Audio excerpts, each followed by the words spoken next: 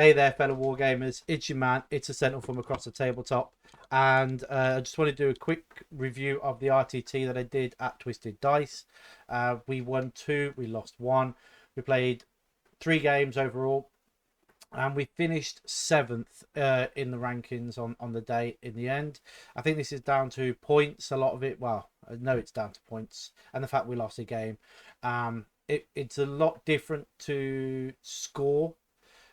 This is my first 10th tournament. It's a lot different to score than 9th in the big end of it. So you really have to consider all the ways you can score, and then have a unit within the army to score those particular secondaries, and then score well at it and pull well. So the idea of designing an army now isn't just to bring what you want and what you like and how you feel, and then just shoot your opponent off the army or combat your opponent off the army and hold the primaries, and then do a couple of secondaries at your army you've built your army to do. So it's a very different concept of design and build your armies and play now. And I'll get into that on a different video. Let's just go over the games we played. So the first game I played was against a Necron player, Tom. He brought the 20 Lich Guard, 2 units of 10 Lich Guards with all the bods inside them to keep them alive. The 20-man block of Necrons. He also brought 2 heavy destroyers and a few other little things, some wraiths, I think it was. Yeah, some wraiths, and I think and the monolith, which was a spider, tomb spider. So he brought a big piece of kit. Did he go first? I think he went first. Got the results from my phone, so I still haven't worked out how to share this yet because it's an iPhone. So yes, my opponent went first. It was Crucible of Battle. We played Vital Grounds, which was control your objectives for 2, control your enemy objective for 6, and then 5 for no man's land. It was quite a hold sort of secondary. We both didn't score secondaries very well in this mission. It was we just pulling really bad cards. I ended up winning that game only just at the sliver of the last chance, because I went last, so I was able to hold the secondaries a bit better on the last turn. The primary, sorry, and I pulled a secondary that was easily achievable. He played an incredible game. My Terminators were very impressive in this game against the Lich Guard, especially Lysander's unit with Thunderhammer and Lightning Claws and his unit alone. I went into his first block of 10 Lich Guard with those 2 Pyrovore, 2 extra models, and the 2 characters. It was the shields. No, it was the war scythes with a 4 pin bomb because of the character, and I was able to kill 4 of them in the shooting phase, including those little 2. I want to say pyrovores, but I know they're not pyrovores. 2 little buggy things that allow them to give the 4 pin bomb and the fight on death.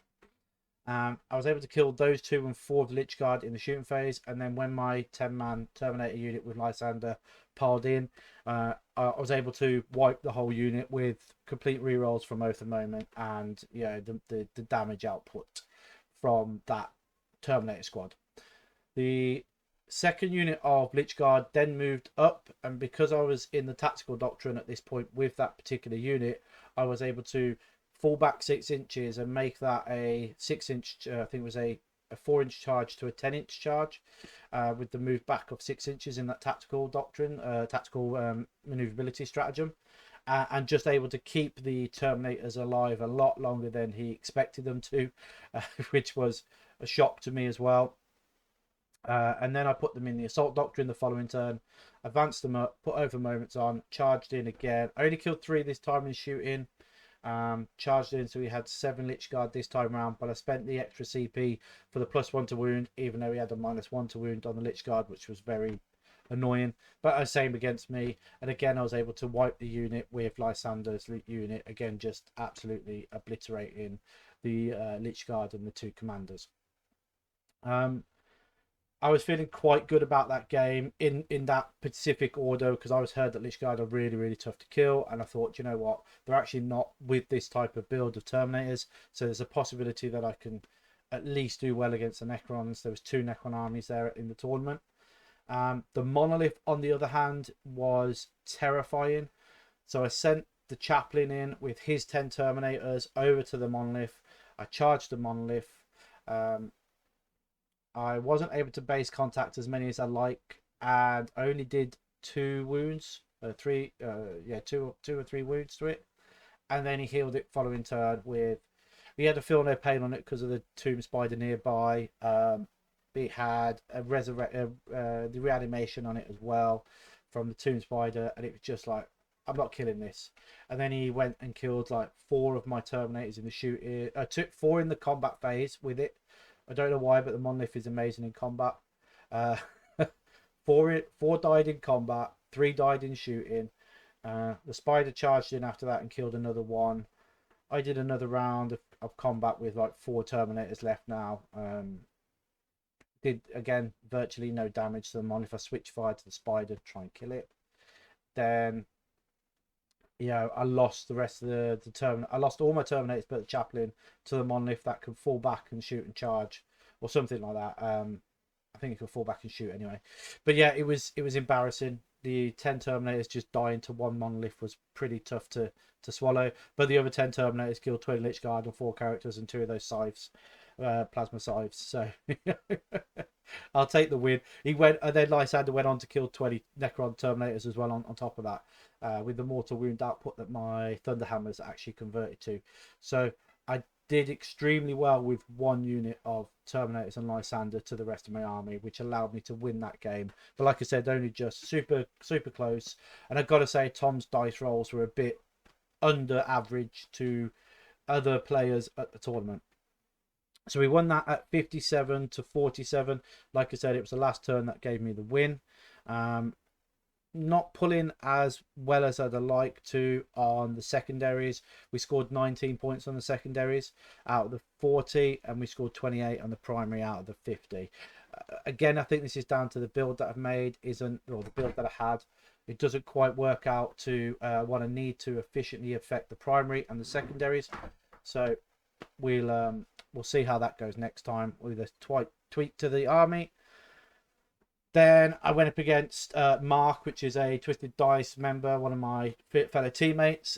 He's playing the Orc list at the moment, and he brought 20 flash kits, a 20 blob with 20 flash kits. 10 had one of the characters in. He brought a 20-man blob of Orcs with a weird boy in it.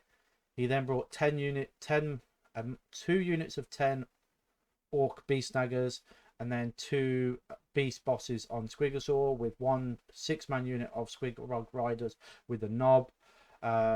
He also brought 2 units of Jump Pack Storm Boys and some Gretchen to hold the back objective. He went first in this. I realistically needed to go first in this mission to allow me to get the board control. We played Dawn of War, which is the 5 objectives, like old, what do they call it? I don't know. But yeah, it was Dawn of War. We played Mission, Scorched Earth. So this is the 3 objectives in the middle in no man's land that you can burn and you get extra. So this is the only way to get the full maximum on the primary, is to get one of your units to burn an objective, and then it gets rid of the objective rest of the game, and you score 5 points at the 10 points at the end, or 5 points at the end. So this allows you then to maximize the primary, and this is what I tried to achieve, thinking the resilience of the Marines against the Orcs, AP1, armor contempt, and all that sort of good stuff would keep me in the game long enough. He went first.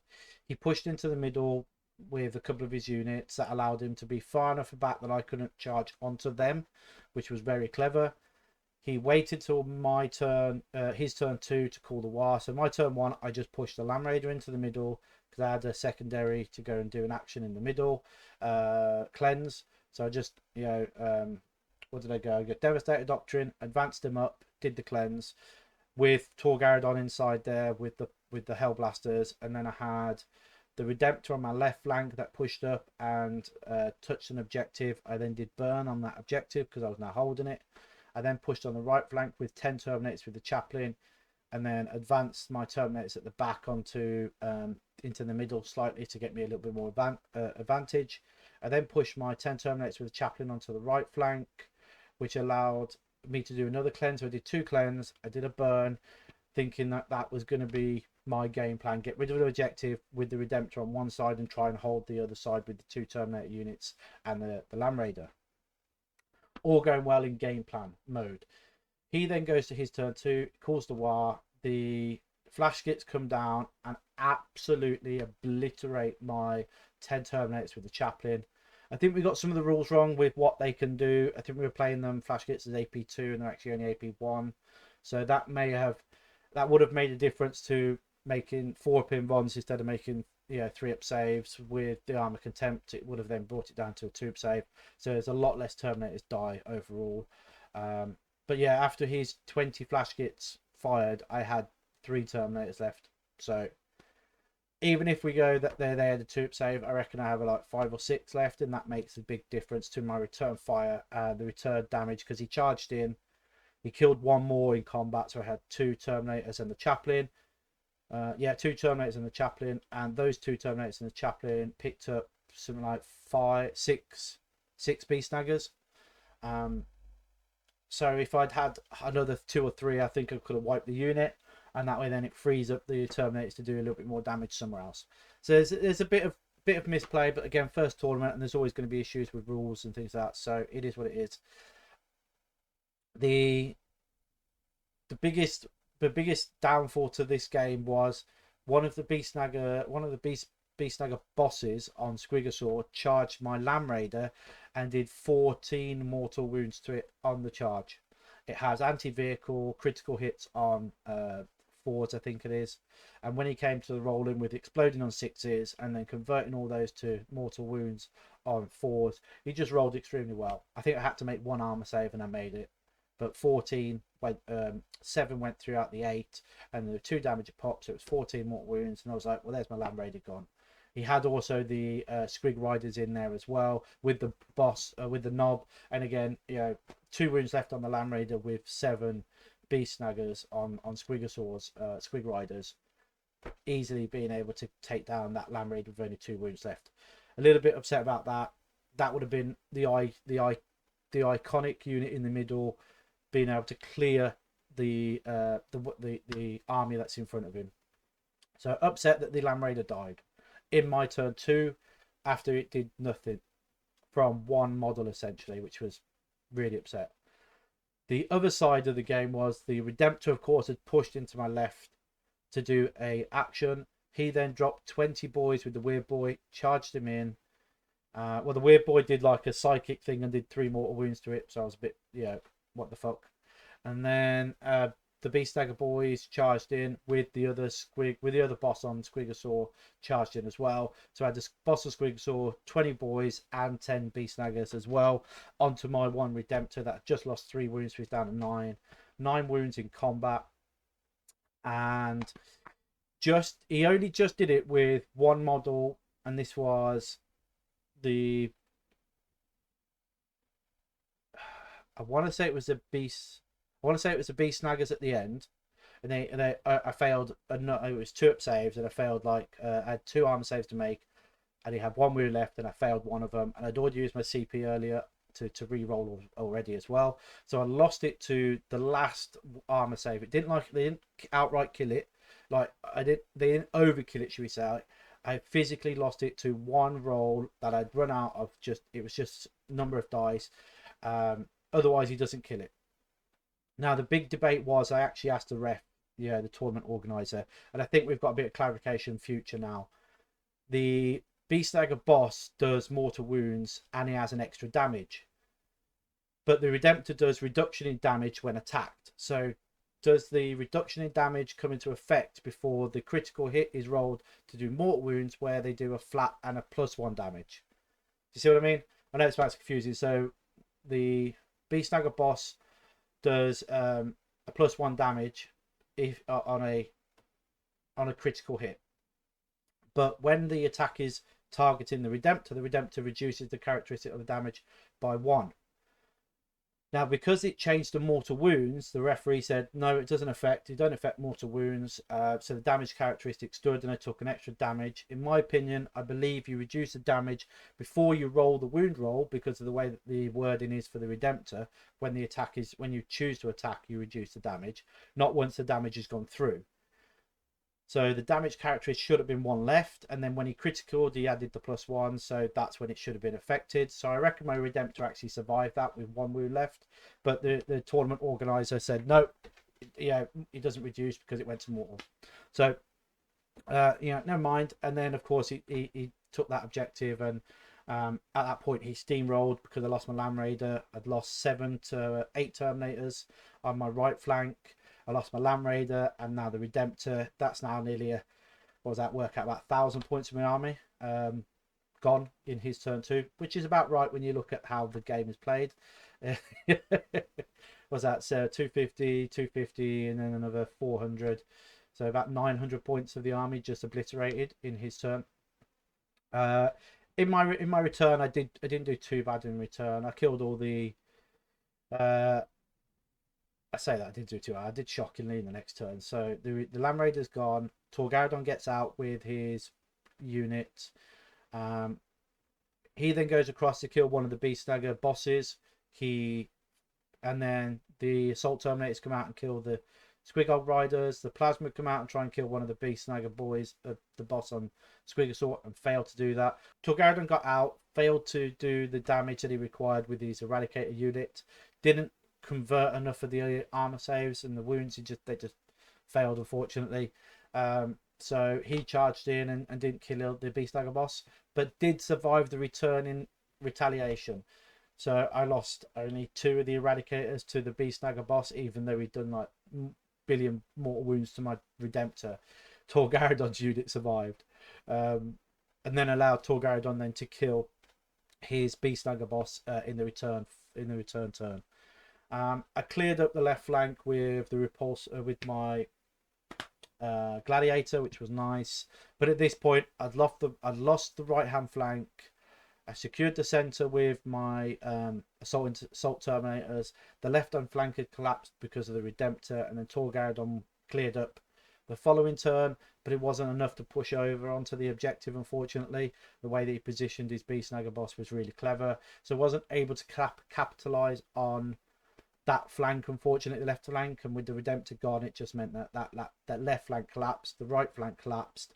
I held the center, and that was it. And it was too much for the Space Marines at that point, and too many orcs still left on the table. So that round finished at 75-63 to Mark. We only got to turn 4 because of the time constraints. We should have really played on clock. It would have made it a little bit fairer and a little bit easier. The looters are just absolutely insane with the number of shots they put out. So with the 10 looters, with that one boss in there, one noble, one commander, basically has 4 shots, re-rolling everything to hit, sustained hits on 6s, and lethal hits on 6s as well for 1 turn, re-rolling everything to hit. So it was just insane, the amount. I mean, he would roll sort of like 40 dice and hit 60 times with the re-rolls because of the sustained hits, or something ridiculous. Even though he was only hitting on 5s, if he stands still, he's hitting on 4s. He come in from reserve and it was just absolutely devastating. So yeah, I think we played those rules wrong though. They're only AP1, but we played them as AP2. That made an impact. But hey, rules get wrong all the time. Moving on. So we lost that game, unfortunately. A bit gutted about that. Really tried my best at combating the orcs, even though I've got some experience playing against them. 10th edition really made them a little bit different to, well, you see different units now, so they're not as predictable as they were before. A little bit more unpredictable. So that was secondaries were really tough on that one to pull for me. I really struggled to pull the secondaries that I needed, scoring only one a card a turn essentially, even though we scored high. It was like getting the 3s. It was a lot of the 3 scoring 3 points a lot of the time. Primary I was doing all right with because I held big units in the middle. It was frustrating. Moving on to our third game then. So we had an amazing third game. It was against, close that, Jack and his Necron. So I actually faced the two Necron players in the tournament. And what an incredible guy he was. So he brought the two Catans, which were amazing. Just see if I can pull up. So these are some of the pictures from the tournament itself. Let's switch over because you can see them better. Let's see if we can get a picture of his knights. I'm sure there's a picture over here with his Catan. So he had the Catan of what was it? Was it the dragon, the void dragon? So the void dragon. There's my Imperial Fists, right? Imperial Fists rocking against the Necrons in. I think that was game one. That was a really close game. Really enjoyed that. Land Raider went all the way up here really fast on turn one to take out a heavy destroyer and just stayed around for the turn. So is that Jack there? Is it? Yeah, that's Jack there. And then I can't see his. Yeah, his Void Dragon looks like he's gone. But he had the Catans at the back there. You can see a purple thing in the distance. See if I can zoom in. So he had the Catan at the back there, that purple Catan, hiding behind this here. I cannot believe how difficult that thing was to kill. It was unbelievably hard to kill that Catan. So yeah, I was in awe of that Catan. The difference in this one, he had a -1 to hit his Lich Guard on the unit. So when it came to shooting, it was very difficult to shoot. This again is Jack's Necrons with the two heavy, so 3 heavy destroyers with a heavy destroyer lord, and then his 20 warrior blob there with the Dark Veil, I think it was. So yeah, impressive. The train, as you can see, is more ITC from what they normally have, and they made an incredible effort to ensure that every single table had a similar setup, and the terrain that Twisted Dice are now using as a generic all-around acceptance across every table is very, very impressive, and every single one of them is beautifully painted. You know, some great terrain, some great boards. Okay, so back to the game then. We played Jack and his Necrons. I had some experience with it. I thought, you know what, this is going to be a very difficult game again, very close. I played Necrons turn one. I knew what sort of that resilient was going to be like. I thought, you know what, I got this. I've done it before. I can do it again. It doesn't have the monolith, so now my shooty Terminators are actually going to get some play. But the heavy destroyers, and there's more heavy destroyers. There was 3. They're in a unit. They're going to probably tag something and kill it. And I thought quite confident that I was able to pull the win out of this one. And by the way, I did win this one, but only by the thinnest margins I won this one. And points don't represent how thin the margin was. I pulled the last 2 turns. I pulled a lot of cards I could score really well on, and was able to do that quite comfortably. I also had some practice on this mission at home, so I played this mission 3 or 4 times because of how difficult it's played. So we played the search and destroy, so it's quarter deployment with the 5 objectives. The difference was this was deploy servo skulls. So those 3 objectives in no man's land, 1 in the middle and then 2 on the edges, really played a massive part in how this game is perceived. So I found it really, really interesting, and really also really really mechanically difficult to perfectly measure these out when you're using the mats. So I've mentioned this before, the mats are going to be a bit difficult on the deployed server schools. So I took the mats off and we used the coins, the 40mm bases to represent the objective, because they're always going to be moving. They're a lot easier to move around. They're a lot less issues with, am I in the deployment zone? Have I messed up the train? Have I messed up where all my models were? There was none of that. And Jack was like, I'm glad you practiced this, because you have made this game really easy to play.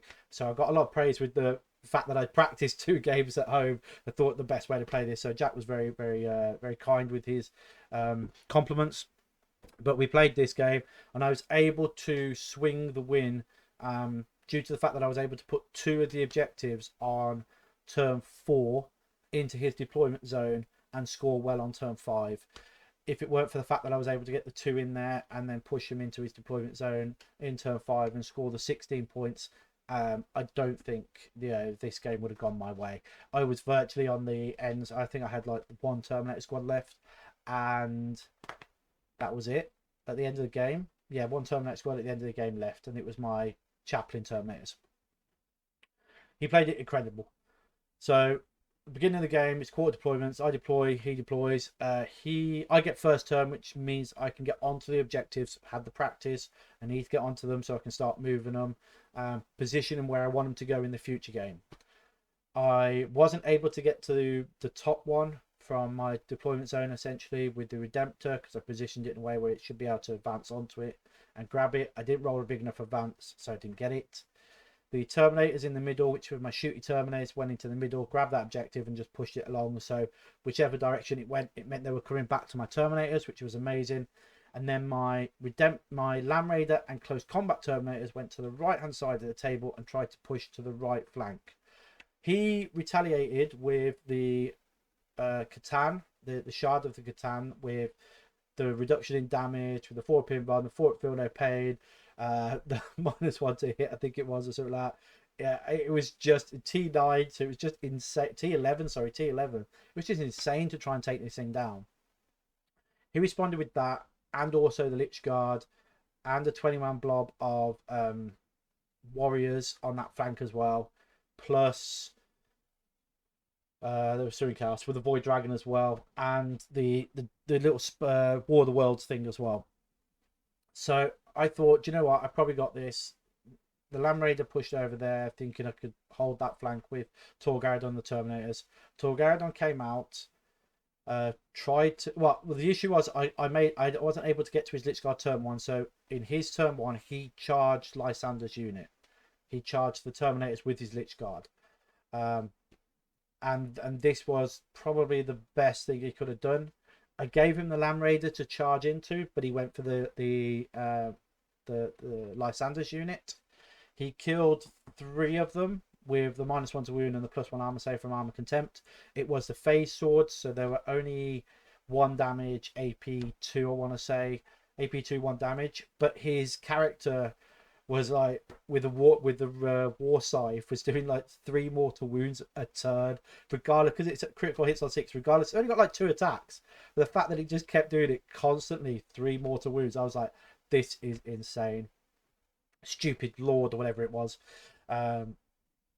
My retaliation from this, because I didn't charge, because I didn't have Oath of Moments on them, and because I didn't have the +1 to wound, and he had the -1 to wound.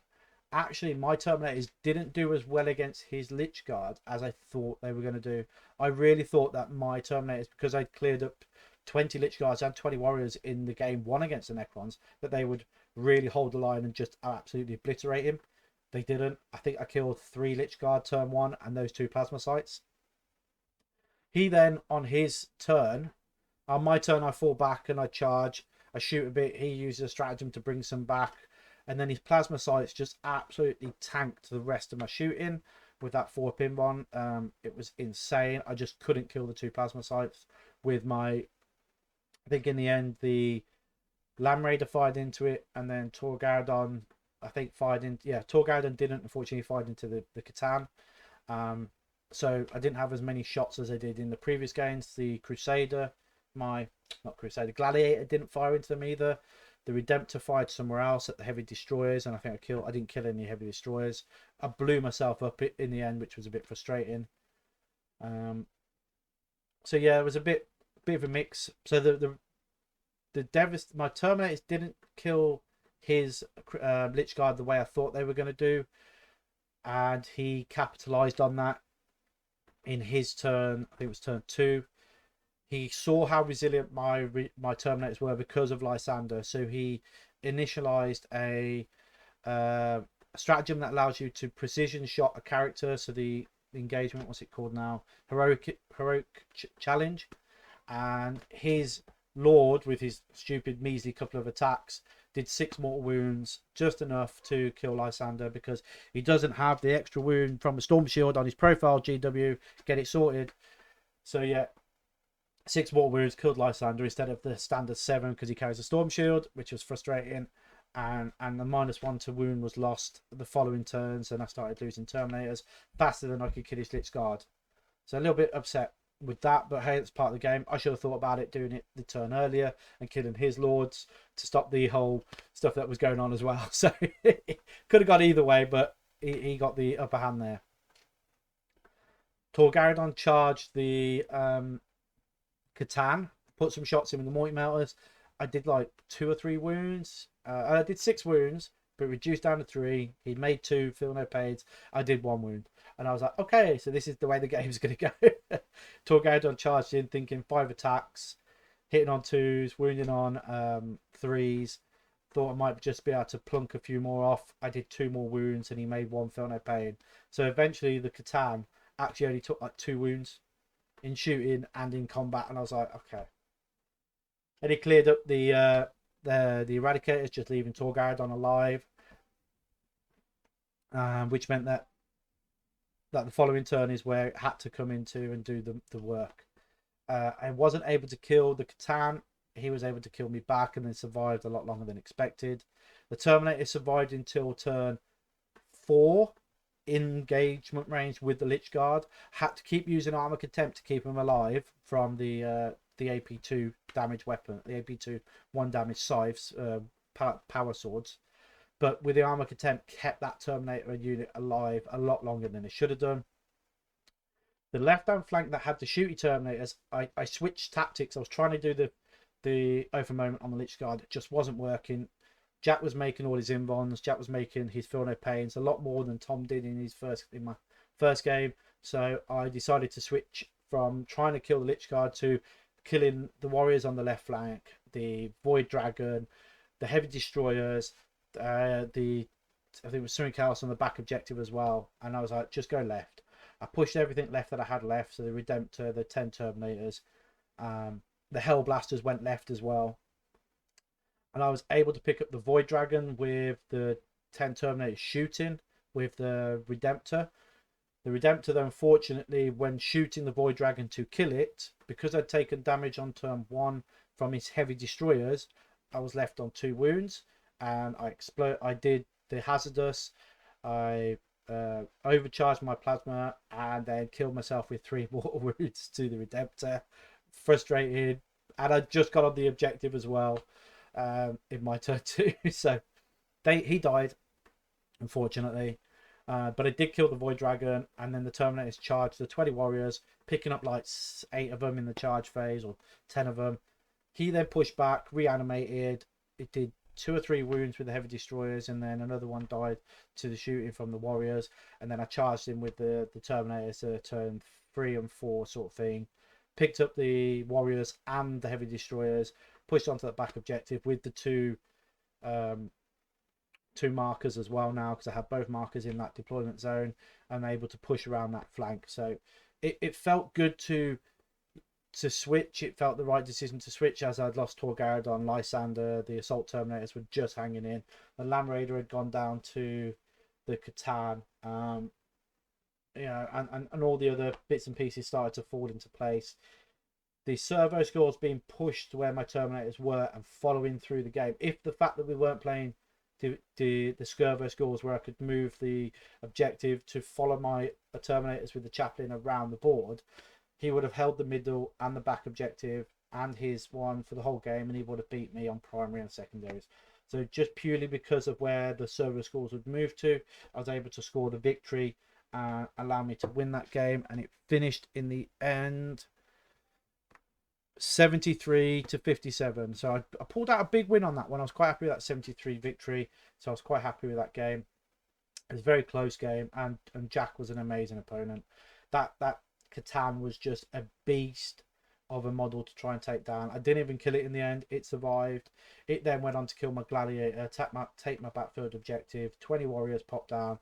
He had every single one of his Lich Guard on the table at the end with the reanimation protocols that he was doing every turn in my phase and in my command phase and his command phase, which was really nasty.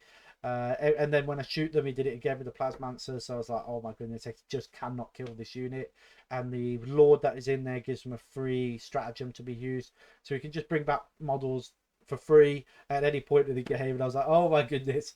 You know, maybe Jack needs to go speak to Tom about the protocols that he selected, because Tom's Lich Guard in the first game just fell over where Jack's just would not die. They were that resilient, and that's where I sort of understood now where everybody's going about how tough these Lich Guards are to take down. They were incredibly tough in Jack's game to kill. Over Tom's, they were like butter and bread and just falling over. But Jack really knew how to position them, roll the dice, get all the secondaries and the objectives from them. So brilliant work from Jack there. Okay, so that's my tournament. Came 7th overall. Scored something like 200, and I think it was 202 points in the end. I missed out on a couple of points, which would have brought me up to 6th. I think the next person was 207. So a few more points here and there could have brought me up to 6th and maybe even 5th. Losing the game to Mark really suffered me bad. I really should have won that one against Mark and the Orcs. Won't make that mistake again against the Looters. And that's my tournament. I hope you all enjoyed this breakdown. There are going to be a few tweaks to the army. I think I'm going to try and push to do more of a heavy infantry base. So move away from the 22 Terminators for now until I can get some of the new models up and running, and maybe try and do some more Syrinx House anyway. But I just wanted to show off my Lysander model. So this is the Terminator Captain that you get in the box. I've got to do the writing on the shield still. That is a custodian shield that a friend of mine borrowed me, Rich, and said, look, I could use it. So I can get that in a good picture. Sorry about this. So I don't usually do this very often. So I think I put it up in the Imperial Fists group anyway. So that's the shield. And then I used a head from 30k model. So that's my Lysander Captain at the moment. I've added a load of decals to him now. I created the hammer, and there's the shield. So I created the hammer from bits and pieces that I had. You can tell I don't do this very often. This is so bad. I'm so sorry, guys. So I created the hammer from a couple of pieces. So there's a power fist. I broke down a few backpacks and bits and pieces like that to work out the cabling and all the other bits and pieces. Jesus, Jupiter. How on earth do you guys do this on stream all the time? I am absolutely shocking at this, aren't I? Okay, there we go. So his hammer was made up with a couple of bits and pieces. Used a toothpick, some parts from backpack. That's an actual power fist, and then I broke a thunder hammer apart and added them together. Again, we've just got the, like I said, the head is my favorite because that is a 30k head that a friend of mine gave me on a pack. It's the one with the big giant sword and axe. I thought Lysander is a little bit older and wiser now, as the law would state. So yeah, that's my Lysander model. Yeah, I'm quite happy with it. It's a work in progress. Like I said, there's still some details to add to it. Let's go there. And I'll work out how to do this professionally better next time. You know me.